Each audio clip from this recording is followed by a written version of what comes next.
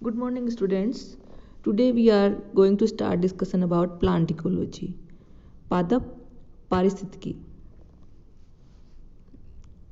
आप सभी ने इकोलॉजी का नाम सुना होगा। इकोलॉजी क्या होती है? व्हाट इज इकोलॉजी और what is plant ecology? Ecology को हम सिंपल रूप से ऐसे कह सकते हैं कि एनिमल्स एंड प्लांट्स को उनके नेचुरल हैबिटाट्स में स्टडी की जाए तो वो क्या होती है? इकोलॉजी। जंतुओं एवं पादपों को उनके प्राकृतिक आवास में स्टडी करना, अध्ययन करना ही इकोलॉजी कहलाती है। प्रकृति, नेचर, लिविंग व नॉन लिविंग घटकों पर आधारित होती है, जिसमें से ऑर्गेनिज्म और एनवायरनमेंट इंक्लूड होता है। जिसमें ऑर्गेनिज्म जो जिनको बोलते हैं जीव और एनवायरनमेंट दोनों इंक्लूड होते हैं। नेचर के ये दोनों घटक, कौन कौन से घटक? जीव और एनवायरनमेंट इंटरडिपेंडेंट होते हैं, एक दूसरे पर आश्रित होते हैं तथा पारस्परिक प्रक्रिया जिसको इंटरेक्शंस कहते हैं के द्वारा एक दूसरे से इंटररिलेटेड रहते हैं। प्रकृति के ये दोनों घटक इंटरडिपेंडेंट तथा इंटरेक्शंस के द्वारा एक दूसरे से सदैव इंटररिलेटेड रहते हैं। पर्यावरण जटिल एवं गतिशील होता है, जिनका प्रभाव जीवों की एक्टिविटी पर पड़ता है। जो हमारा एनवायरनमेंट है वो जटिल भी होता है, कॉम्प्लिकेटेड होता है और डायनेमिक यानी गति करता रहता है, जिसका प्रभाव हमेशा जो जीव है उनकी एक्टिविटी पर पड़ता है। तो हम सिंपल लैंग्वेज में क्या कह सकते हैं? इकोलॉजी क्या होती है?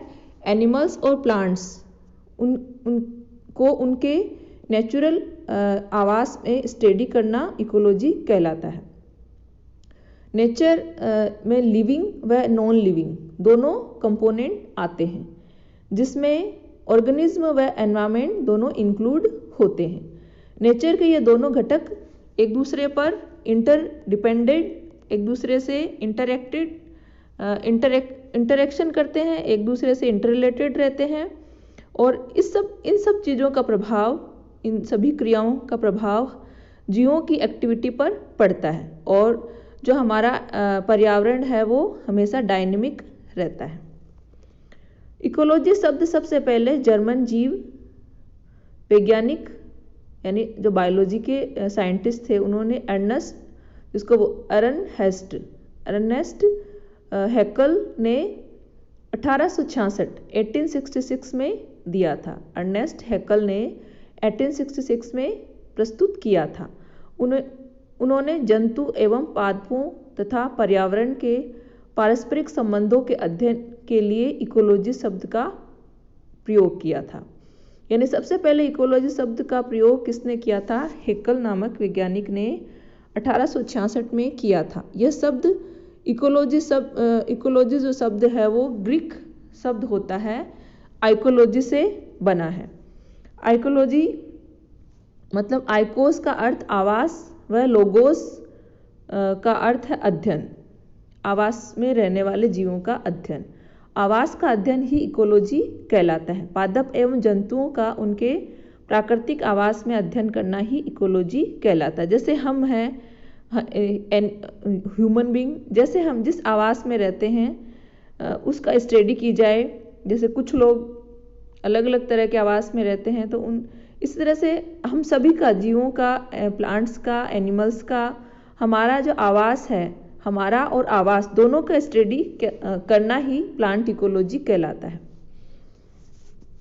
अर्नेस्ट हैकल ने इकोलॉजी को इस प्रकार से परिभाषित किया था: जीवित जीवों व अजीवों के पारस्परिक संबंधों का अध्ययन ही इकोलॉजी कहलाती है। परंतु ओडम ने 1971 के अनुसार प्रकृति का संरचनात्मक व कार्यात्मक अध्ययन ही इकोलॉजी होता है। प्रकृति का स्ट्रक्चरल व फंक्शनल स्टडी करना ही इकोलॉजी कहलाता है, पारिस्थितिकी होती है। अलग अलग वैज्ञानिकों ने अपने अलग अलग व्यू प्रस्तुत किए। अब यदि हम थोड़ी प्लांट इकोलॉजी की बात करें तो plant ecology is the study of the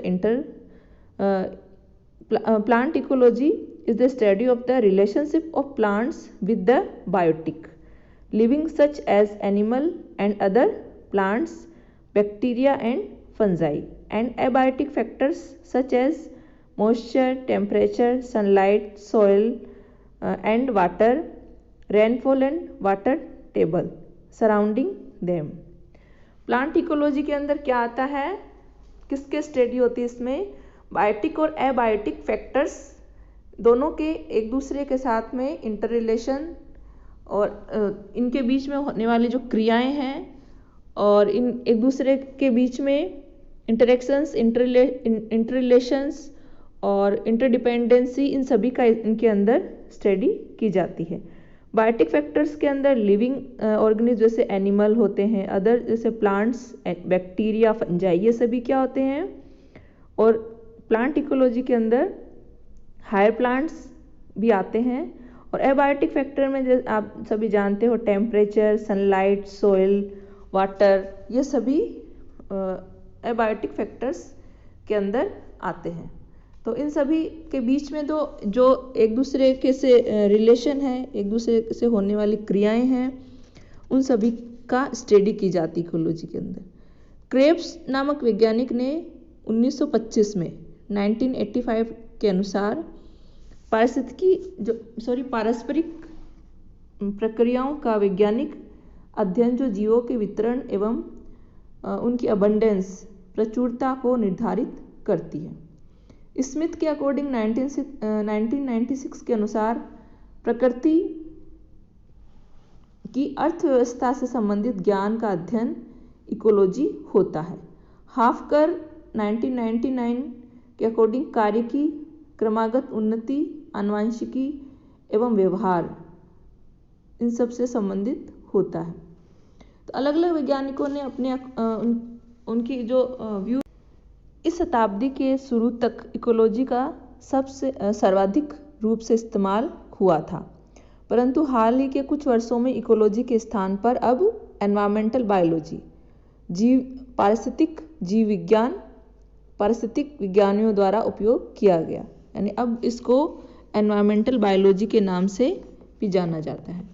ecology जीव विज्ञान के अंतर्गत समस्त जीवों एवं वातावरणीय कारकों के प्रभाव का कुल योग जो ग्लोबल स्तर पर जीवमंडल को प्रभावित करता हो, अध्ययन किया जाता है। इसमें इकोलॉजी के साथ साथ इकोनॉमी व सामाजिक विज्ञान का भी मूल्यांकन विश्व स्तर पर होने लगा है। एनवायरमेंटल साइंस के अंतर्गत हमारे वातावरण तथा इसमें हमारा स्थान दोनों का विस्तार पूर्वक अध्ययन इंक्लूड है, और जिसमें लगभग सभी विषय जैसे जीव विज्ञान, रसायन विज्ञान, मौसम विज्ञान, पादप विज्ञान, भूगोल, एग्रीकल्चर, स्टैटिक्स, अर्थशास्त्र आदि को इंक्लूड किया गया है। इसके साथ ही पारिस्थितिक वैज्ञानिक संगठनों, राजनीतिक एवं मानविकी से संबंधित जानकारी को भी सम्मिलित करते हैं। यदि हम स्कोप ऑफ इकोलॉजी की बात करें तो इसमें कई सारे स्कोप है। Basis for survival of human being to maintain the sustainable of ecosystem, और preservation of forest and wild life, conservation of natural resource, study of pollution present in environment, study of biological adaptation, preservation of genetic material, effect of engineering on environment, social forestry development and conservation of forest, study of climate change, basis of development of smart sites planner। इस तरह से कई सारे scope है ecology के, जिनके बारे में हम चर्चा करेंगे। और इसकी महत्व की बात करें, इम्पोर्टेंस ऑफ एनवायरमेंटल स्टडी की बात करें तो कई सारे इसके इम्पोर्टेंस हैं, जैसे कि जीवों का स्थानीय एवं भौगोलिक वितरण एवं पारिज तथा इकोटाइप का अध्ययन करना, जीवों की एक दूसरे की जो फंक्शनल है, अबंडेंस है और अस्थायी परिवर्तन का अध्ययन, समष्टि एवं समुदाय के जीवों के मध्य पारस्परिक संबंधों का अध्ययन, स्थानीय व भौगोलिक स्थिति के अनुसार भौतिक वातावरण के प्रति संरचनात्मक एवं कार्यात्मक अनुकूलन का अध्ययन, प्राकृतिक वातावरण में जीवों के व्यवहार का अध्ययन, जातियों का विकासीय महत्व का अध्ययन, जैविक उत्पादन एवं इसका संरक्षण, प्रदूषण रहित पारिस्थितिकी तंत्र का विकास, अतः प्राकृतिक संसाधन जो अब विनाश की ओर जा रहे हैं उनका कंजर्वेशन, सोइल इरोजन, रिफॉरेस्टेशन, जंगली जानवर का एनिमल जो जंगली जानवर का पुनः भरण, restoration of wild animals, grasslands, fluid control आदि के लिए इकोलॉजी का अध्ययन महत्वपूर्ण है। इसके अलावा फॉरेस्ट्री, सिल्वीकल्चर के क्षेत्र में विकास के लिए महत्वपूर्ण है। कृषि, खाद्य उत्पादन, पुष्प विज्ञान आदि के क्षेत्रों में पारिस्थितिकी का अपना विशिष्ट स्थान होता है। और इस तरह से इसके अलावा और भी बहुत सारे इसके इम्पोर्टेंस है जिसके लिए हमें एनवायरमेंटल स्टडी की ज़रूरत होती है और हमें इकोलॉजी की स्टडी की आवश्यकता होती है। I hope you understood and like this video. In this corona time, use mask, use sanitizer, take care, bye bye.